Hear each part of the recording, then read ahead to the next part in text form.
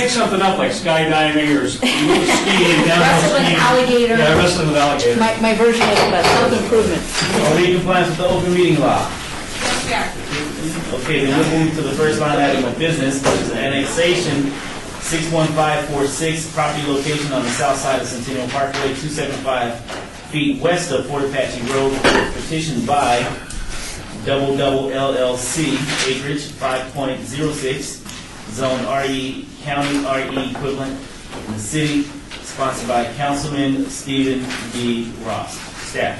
Thank you, Mr. Chairman. Tom Perigo, Planning Director for the record. Everything's in order and staff recommend approval. Okay, is there anyone from the public wishing to speak on this item? If so, please come forward and state your name for the record. Hello, good morning. My name is Tim White. I live Tim at White. 9818 Asia Drive, and I'm a direct resident to the subject property that you just mentioned. Okay.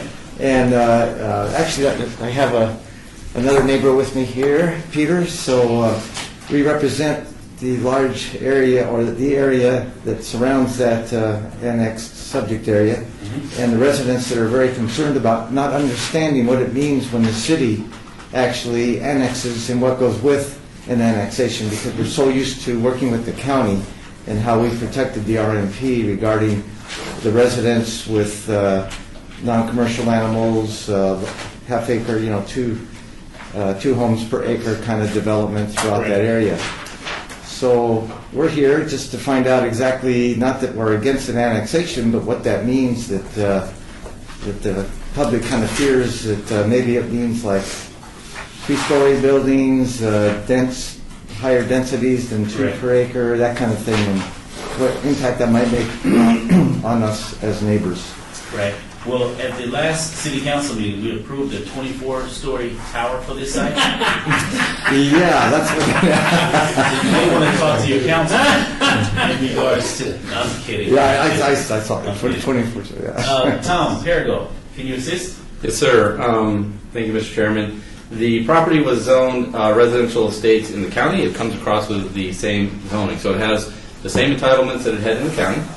And any change to that would be a rezone or a general plan amendment or whatever other requests, and that would all come before Planning Commission and City Council. All the neighbors would be notified. Just the process is very similar to the way it was when it was in the county. His concern is why the annexation? Why could it not remain the same? What is the need for, or the request for the annexation? Can you explain that?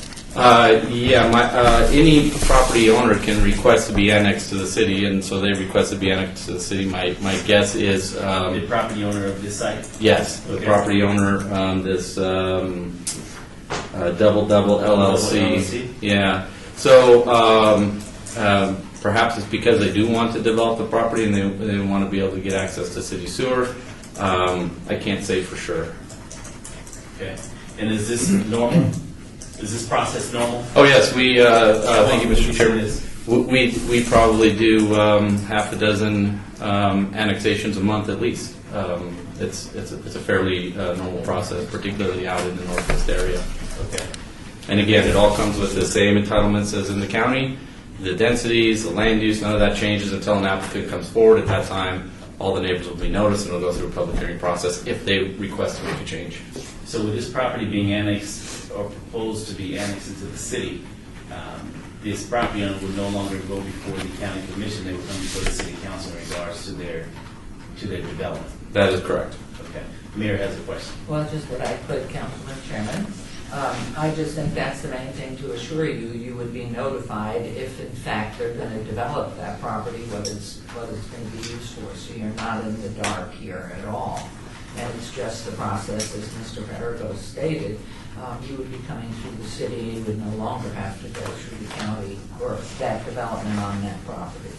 So the same arguments that we've made with the county to maintain the rural preservation would work with the city as well. And is there RMPs within the city that has the same standards like which we live by? Is that something that, in other words, the city and the county, as an example, the interlocal agreement that we used to have between the county and the city has expired. Expired. So Should there, in my mind, be any real changes to the area until we have another interlocal agreement that, Councilman Ross, can you speak to that? I can, Mr. Chairman, thank you very much. Gentlemen, this is the parcel that's just on the other side of Marquee Health. You are familiar with the rehabilitation center, right? Assisted living. And you know the Catholic Church on the other corner Yes. of the building, and they had to annex to the city as well to receive services from the city. No one's approached my office or me about this parcel in regards to development, so we don't know what it is. Should a developer come to me and have and want to develop this out, first they'll go through the planning department, of course, and then meet with me. And I'm very consistent and have been for the past 10 years. Anybody that builds anything must have a neighborhood meeting, whether it's required by our code or not. And the developers understand that. We are very cognizant of the RMT issues. We are currently working with Clark County right now on a new interlocal agreement to protect the county residents, those county islands out there. So we're just getting to that point where we're having those discussions. So that's going to come. But as Mr. Perigo stated, there's nothing we can do when somebody requests to be annexed into the city of Las Vegas. My guess is this is a home builder. Currently it's zoned RE, which is the same equivalent to RE in the city of Las Vegas. And until anything changes, like they want a zoning change or they come with a site plan, they're going to have a neighborhood meeting and have this discussion. So I'm keenly aware of keeping these rural areas rural, and that's exactly the intent. I think the assisted living facility went through the county before it came to us, I think, Mr. Chair, but you weren't in your position at that time. I don't recall the history on that one. And I don't either, because we certainly needed that facility there. My family members that use that facility, I'll probably use that facility one day. So it's a great asset in the community. But we're very cognizant of the rural nature of that area and that neighborhood. And we're going to stay as consistent as we can with that. The question I have for you, Councilman, if you will, in regards to when there's an annexation such as this or a parcel of land that's within the city of Las Vegas, however the surrounding parcels are in the county, how do you go by the neighborhood meetings? Do you exclude county residents? Oh, no, Do you absolutely include not. county residents? In fact, Can you speak to that? if I can, Mr. Chairman, with your permission, if you recall a parcel that Ernie Beckert had up on Hualapai that is now in the city of Las Vegas. They wanted to put a shopping center, a small shopping center. Remember that argument? Yeah. The county residents that came to me and expressed their concerns. And I think my staff would correct me. I met with them 3 times, Christine, if I'm Yes. correct. So no, I listen to everybody, and especially these folks out here that are sensitive to any more higher density. You've got R1 on the other side of Centennial Parkway. But you need to be mindful as well. If you look up by the high school, the home builders are building homes there. So Yes. depending on what those densities are going to be, they're going to have to meet with the neighbors first. So you'll be part of all those discussions. and we were part of that, what you mentioned. Now, when the city notifies local residents, what parameters are for notification? Is it like within a mile? It depends on the application, but typically 1,000 feet, and homeowner associations up to 1.5 miles. Okay, we don't have the homeowners association, so within our specific area, they request that it be, you said how far would be the farthest? 1,000. Well, 1,000 feet, that sounds great I think when you have your denser living areas, but in this area where half acre, 1,000 feet isn't that far, not even a quarter mile. I'm not sure enough residents get notified, because I know particularly on a piece of property just to the south there, which are great people to work with, by the way, the D.R. Horton builder has really complied with all our requests typically in the past, but when they just annex some property, apparently the city's ruling for annexation isn't the same for the rezoning as the county is. I guess what it is you can't partial or divide up a property for zoning. In other words, on one side of the street, there was matching zoning, let's say R1, and across the street it was RE, but they said it had to be all R1. Now the developer said, that's okay, because across the street we'll do the same as the residents that surround us, which is RE.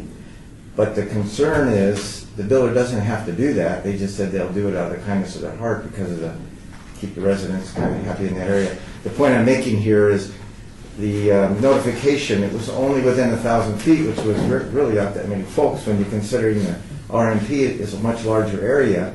And we just found out about it at a late date. And we did get in there and was able to make some argument with the city in that regard, but the confusion was the zoning that you cannot split a property, and this was a 25-acre across Michelle Crest, wasn't it, Peter? Yeah, it was off Michelle Crest, yeah. So once on the west side of Michelle Crest was zoned more denser than on the east side. If the request was, why did the whole thing have to be rezoned based upon city, whereas county would normally split it? If you understand what I'm saying. Sure. Mr. Chairman, if you'd like, I can address that. Please do. Yeah, the city doesn't allow a split zoning of parcels.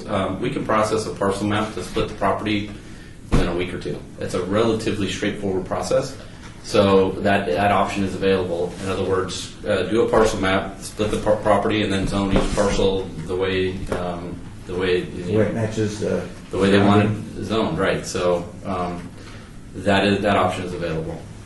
Okay. We have a question from Mayor Pro Tem. I was just going to make a suggestion that you perhaps sign up for my newsletter, because any zone changes, any general plan amendments, all of those items are in that newsletter. Even though you live in the county, there's a lot of folks who live in the county that receive my newsletter. We put everything in that newsletter. So why don't you begin with Christine after we're done with this item? Both of you get signed up, and I would rely on both of you, which you get word if the developer's going to do anything with this parcel, that you get word that you notify the rest of your neighbors. And my guess is this is D.R. Horton, and they've actually been very good to work with, especially on the half-acre parcels in the RE. So, that's kind of the direction. Whoever it is, I certainly don't see commercial going up there. That's not going to happen. You're not going to see that 24-story building that Chairman said It's already been approved. That's not going to happen. So rest assured, and please share that with your neighbors, that's not what's going to happen. If anything's going to happen there, and the densities increase from RE, that's going to have a discussion with you, the neighbors. Whether you live in the city or the county makes no difference to me. Excellent. Okay. All right. Good answer. All right. Thank you so very much. And it was Mr. Tim White? That's correct. Okay. Sir, you have any comments? Yeah, my name is Peter Filiberti, 9975 Azura, and I'd like to comment on, I believe it was item 6. I don't know if you want to move forward to that. I can wait.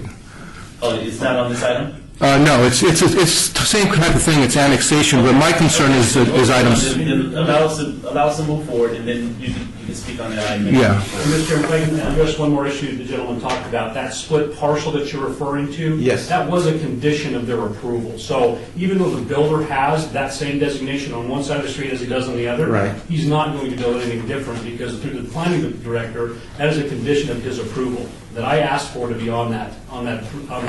So it's not the fact that he could change our, in other words, it's part He'll of have to what come you guys see- are He'll still have doing. to come see us if he chooses to do that. And then he's going to have to go meet with those neighbors that were affected by it again. And I don't think he wants to do that. Again, it's D.R. Horton. Yeah. They're a community partner with the city of Las Vegas. We work very closely with them on a lot of projects and issues going on with their development. So we've got great planning staff that are on top of this. Okay? Good. Thank you. Yeah, good deal. If you stand by just one second, Mr. Filiberti.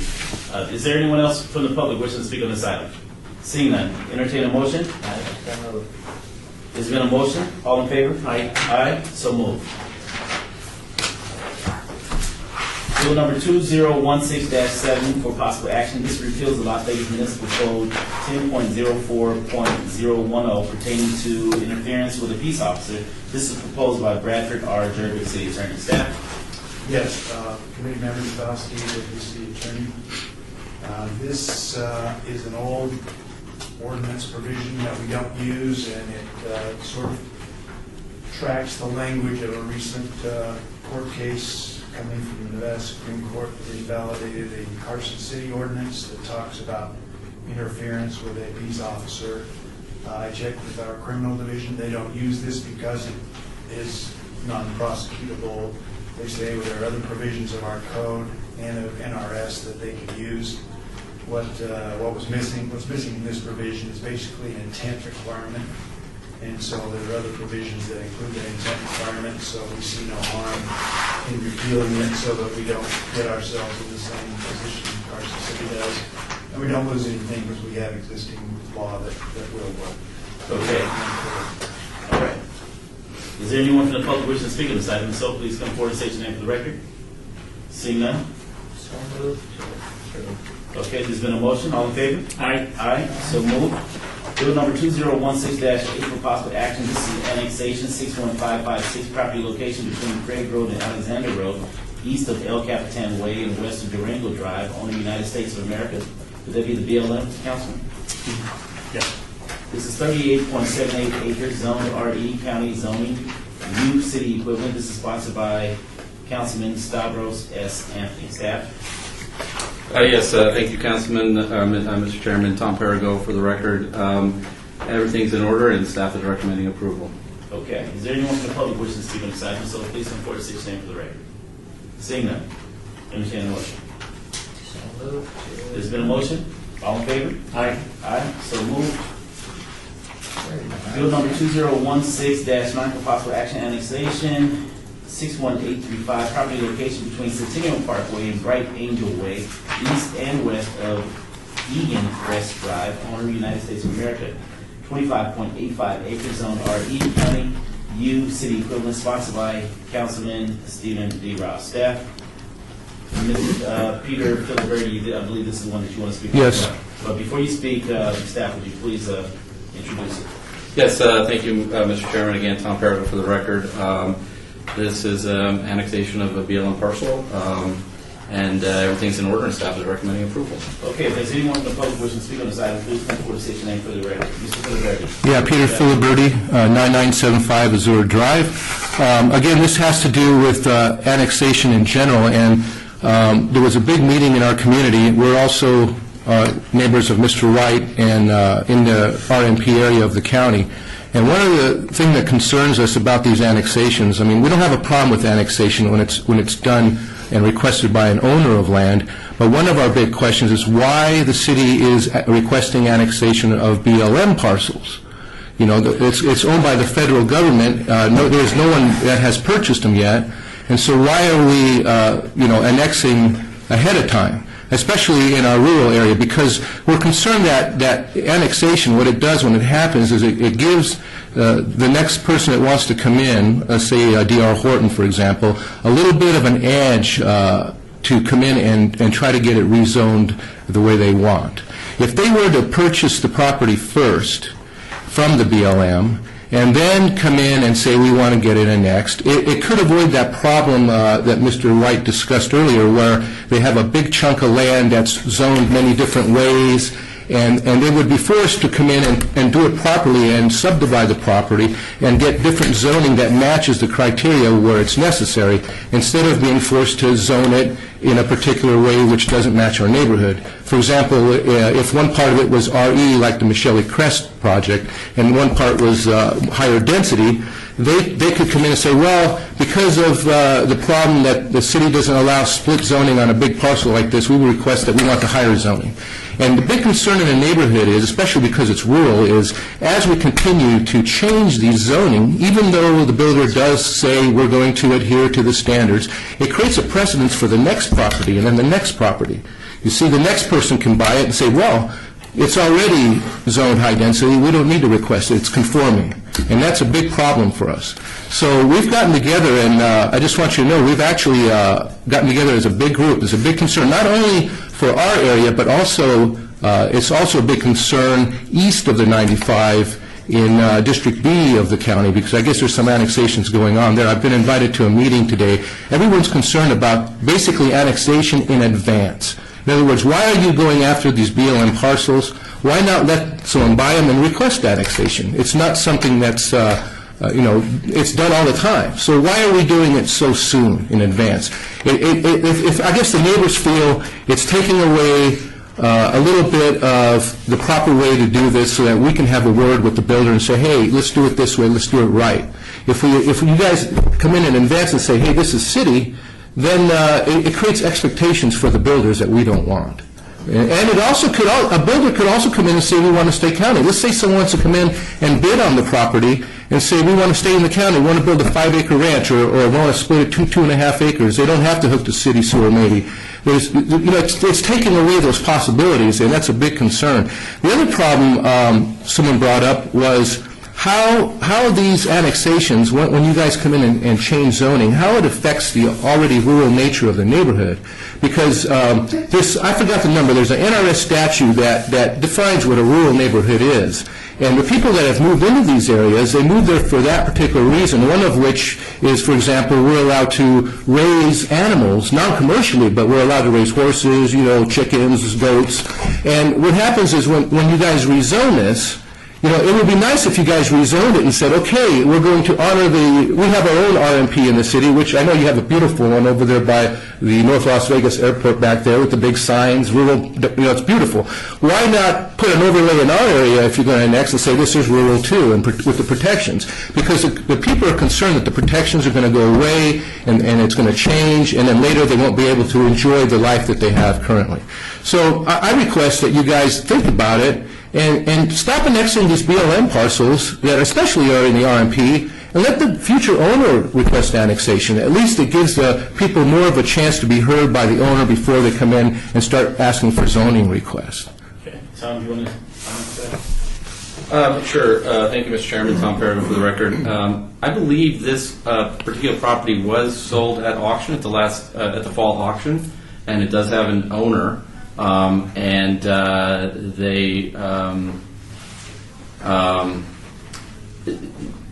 timing of the annexation, the owner of record was still BLM, but I do believe that it was purchased and is going through the process of transferring title, and they had requested that we annex it.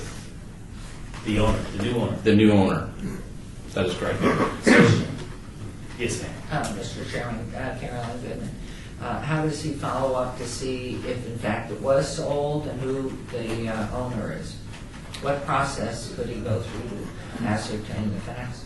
Well, I'm sure I could send you to BLM and they could find out for you, but I'd rather just have you contact me because I can find that out for you by noon today. I can determine exactly who is in the process of purchasing it, or it may be already a transfer title at this point. I don't know for sure. Okay. So in essence, to your point, someone has purchased the land and requested of the city to be annexed into the city. So someone has purchased. Okay, that's, I understand. So it's purchased, or at least they have a bid in with the BLM. 'Cause I went to the BLM, and, it's a whole different entity down there, so it's hard to go through the paperwork and understand what's going on. I mean, from what they told me, it wasn't purchased yet, and it's going to be an auction. So I don't know if it's been auctioned. Let's find out. Yes, and that's I could something that we'll be able to, through Mr. Perigo's office, find out today before noon and forward that information on to you. Okay, that would make a lot more sense to us then, and then I would strike that you guys are coming out in advance, obviously, if there's an owner, but if there's not, then I would like you to consider to wait till there is, because that's really the proper way it should be done. And Mr. Chairman, what happens oftentimes is investors or developers who are interested in bidding on a parcel sometimes ask us to go ahead and annex the parcel so that they have more certainty going into the auction process, knowing that they will be annexed to the city, they will have access to sewer and all of that. So I just can't remember this particular parcel. There were so many parcels in play during the fall auction. I don't know where this one fell, but I will absolutely find out for you. Mr. Filiberti, just so that you know also, and maybe I'm reinforcing what you currently know, and that is parcels of this size traditionally annexed into the city for the cause of connecting to the city sewer versus having to run a septic tank on a 25, 30 acre parcel. Yeah, I understand. It's necessary. So, well, my question would be then, if this is the way it's happening, hopefully it is, then when they contact your office, when they contact staff, and they say, hey, we're bidding on this parcel, we would like to request annexation, would it be possible for the city to advise them and say, hey, if you buy this parcel, we will annex it, but you'll have to get it rezoned to conform to the zoning? Mr. Chairman, of course, it's always subject to discretionary action on behalf of council. They vote to decide whether to annex it or not. So I don't think we could advise somebody in advance of council taking action on any item that's on the agenda as to whether or not that will occur. Well, you could tell them there's a possibility that guys might have to subdivide this parcel to conform to better conform to the neighborhood. You could just, tell them in advance, say, hey, because we're going to come every time. I'm telling you, the whole neighborhood's going to come every time to the planning commission and say, hey, we don't want to change this. Of course, they're going to decide what they're going to decide, but the planning commission's going to always have 100 people in the room saying, hey, we want to keep this because they're concerned. And that's why, believe me, it's windy, it's cold. I would have rather stayed in bed, but I've got all my neighbors calling me, going, go to this meeting. And I love this venue. This is a lot better than going in front of the big. I love this because this is a lot better. So anyway, those are my concerns. If you guys would please take them into account, and maybe there's something you can do to make this a little better. Protect the rural. I know you guys are all protecting the rural neighborhoods. So see if you can do something to help this proceed in a better fashion. One thing that I can share with you, just shy of Mayor Pro Tem speaking, he represents the area that you're here talking about.